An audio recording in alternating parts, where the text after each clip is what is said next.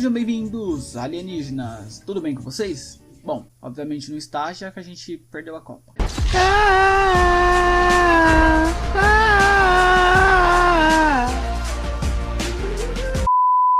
Mas então, estava aqui eu procurando temas para fazer vídeo para vocês, e como logo no trailer do canal eu falei sobre o Fusca ter sido uma invenção de Hitler, logo pensei, Shazam, hoje vou lhe mostrar como o Fusca e Hitler estão interligados.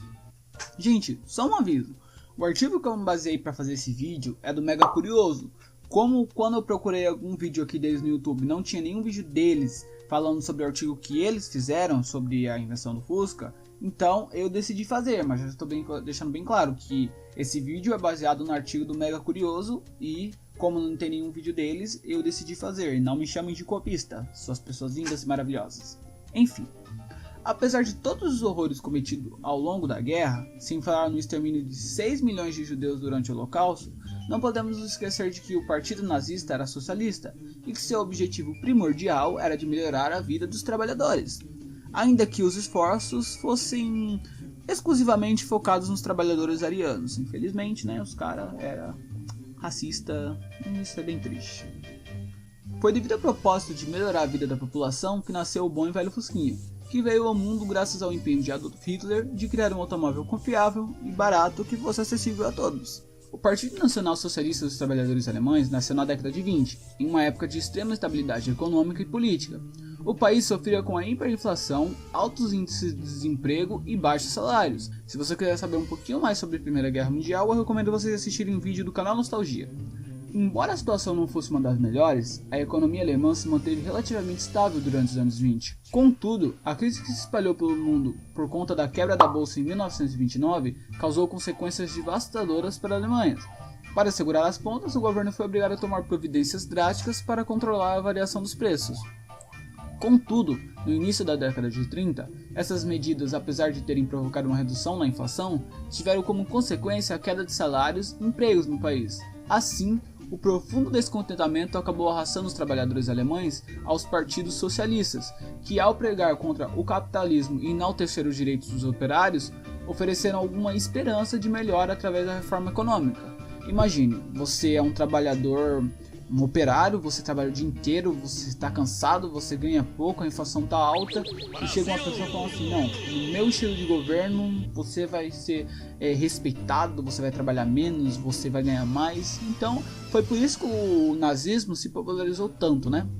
Entre esses partidos socialistas estava o nazista, que além do discurso socialista típico, também tinha na linha de fogo os judeus, que controlavam boa parte da dívida pública alemã. O resto você já sabe. Durante as eleições de 1932, os nazistas ganharam e em 1933, sucumbindo à pressão do partido, o governo apontou Adolf Hitler como o novo chanceler da Alemanha. Bom, vamos falar agora realmente da história do Fusca. O nome Volkswagen significa carro do povo. Sua origem veio do genuíno desejo e esforço de desenvolver um veículo alemão barato e acessível para todos. No período entre a Primeira e a Segunda Guerra Mundial, bem poucos alemães de classe média podiam se dar ao luxo de ter carros, e a frota inteira do país girava em torno de 81 mil automóveis. Comparando com o Reino Unido, a França e principalmente com os Estados Unidos, esse número era absurdamente baixo, era muito pouco carro mesmo. Assim, uma das primeiras coisas que Hitler fez quando subiu ao poder foi pôr em andamento seu projeto de desenvolver um automóvel para o povo. O Führer anunciou que tinha o objetivo de lançar um carro de 4 portas, que seria comercializado por um preço baixo, um valor que poderia ser bancado por famílias comuns e que finalmente colocaria veículos em circulação na Alemanha. Antes do Fusca, existiram outras iniciativas de lançar um veículo mais barato na Alemanha. Contudo, não havia dinheiro suficiente no país para tornar a posse de carros algo plausível.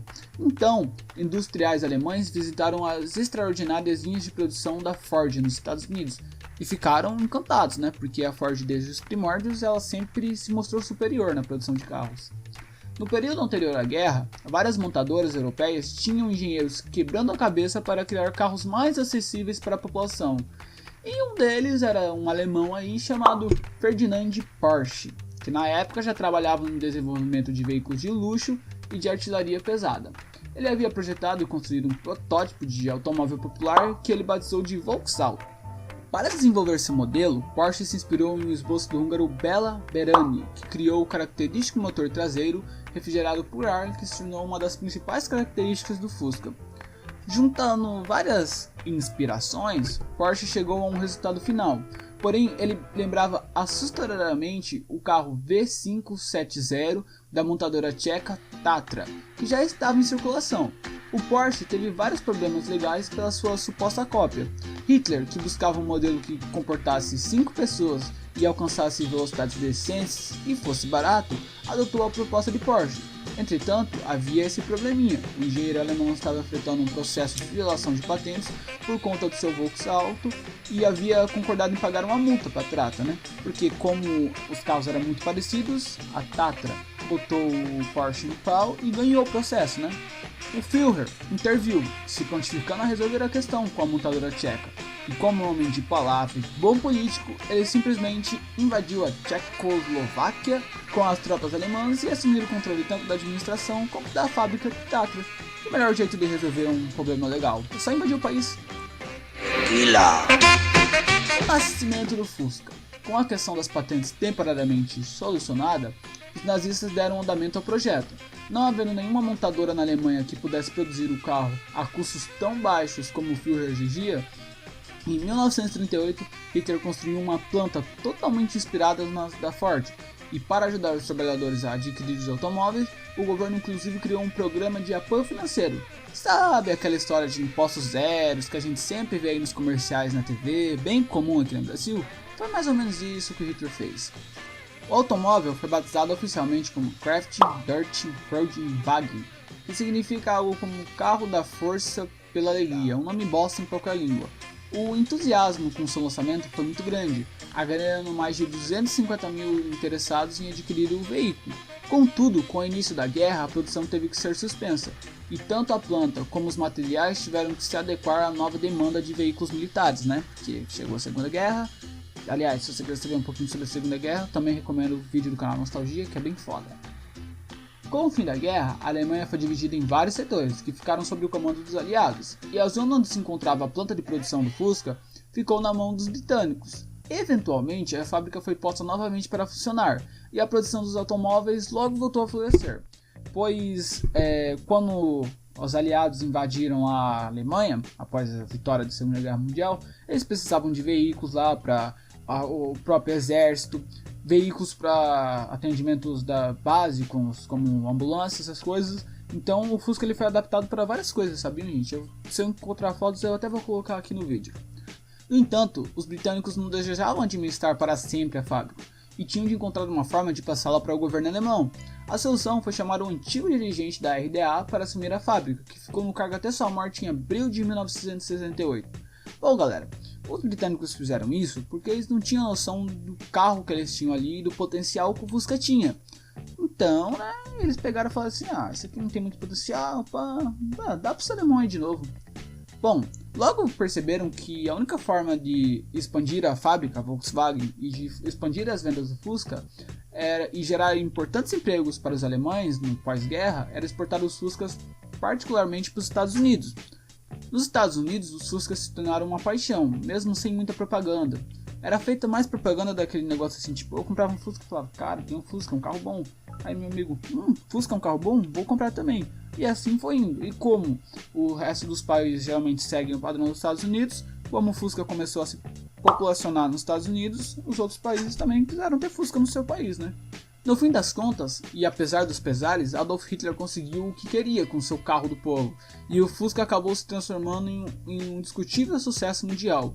O último modelo de sedã do Volkswagen foi produzido no México em 2003, e estima-se que mais de 21 milhões de unidades tenham sido fabricadas em todo o planeta antes dele se tornar obsoleto. O Fusca é o carro mais vendido do mundo. Mais algumas informações interessantes sobre o Fusca.